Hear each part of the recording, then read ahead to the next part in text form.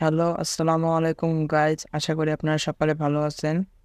আজকে আপনাদের সাথে গুরুত্বপূর্ণ একটি বিষয় নিয়ে আলোচনা করব, সেটা হচ্ছে ক্যাপকাটের দিয়ে কীভাবে ভিডিওর ব্যাকগ্রাউন্ড চেঞ্জ করা যায়। চলেন আর দেরি না করে শুরু করা যায়। ক্যাপকাটে ঢোকার পরে সর্বপ্রথম আপনাকে নিউ প্রজেক্টে ক্লিক করতে হবে। নিউ প্রজেক্টে ক্লিক করার পর ইমপ্রুভে ক্লিক করতে হবে। ক্লিক করার পর যে ভিডিওর ব্যাকগ্রাউন্ড চেঞ্জ করবেন সেই ভিডিওটা এখানে ওপেন দিতে হবে।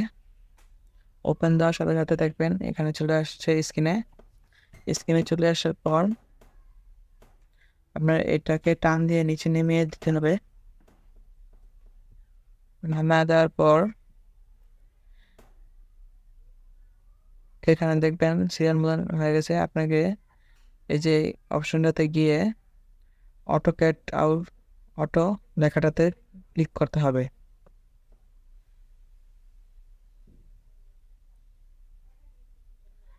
ক্লিক করার পর দেখবেন অটোমেটিক আপনার ব্যাকগ্রাউন্ডটা চেঞ্জ হয়ে গেছে, কালো হয়ে গেছে। কালো হওয়ার পর আপনাকে ঢুকতে হবে লাইব্রেরিতে। দেখছেন এখানে ব্যাকগ্রাউন্ডটা পুরাই কালো হয়ে গেছে। আপনি এখানে যা খুশি তা বসাতে পারেন। আমি লাইব্রেরিতে ঢোকার পর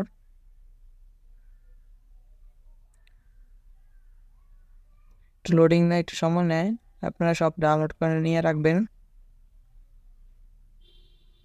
ঢোকার পর আমি একটি সাদা ব্যাকগ্রাউন্ড খুঁজতেছি, দেখি কই পাই। এই যে একটু সাদা ব্যাকগ্রাউন্ড পেয়ে গেছি। আপনাকে বোঝানোর জন্য আমি সাদা ব্যাকগ্রাউন্ডটা নিলাম। আপনারা যে কোনো অবশ্যই ব্যাকগ্রাউন্ড নিতে পারেন।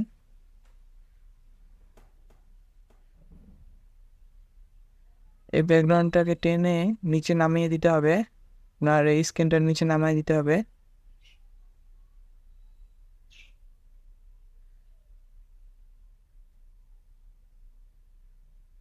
নামা দেওয়ার পর দেখবেন অটোমেটিক আপনার এই সাদা চিহ্নটা আপনার পিছনে গেছে যার পর এটাকে একটু জুমিং করে নিতে হবে। জুমিং করে আপনার পিছে পুরাটা ক্যাপচার করে দিতে হবে ব্যাকগ্রাউন্ডটা।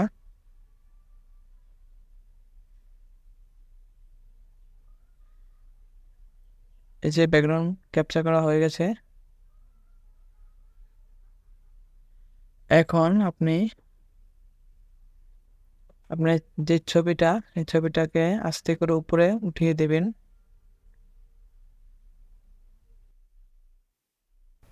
ব্যাস এটুকুই কাজ। আশা করি আপনারা সকল ভিডিওটা বুঝতে পেরেছেন। যদি বুঝতে পেরে থাকেন অবশ্যই একটি লাইক এবং চ্যানেলটিকে সাবস্ক্রাইব করে দিবেন। আজকে এই পর্যন্তই।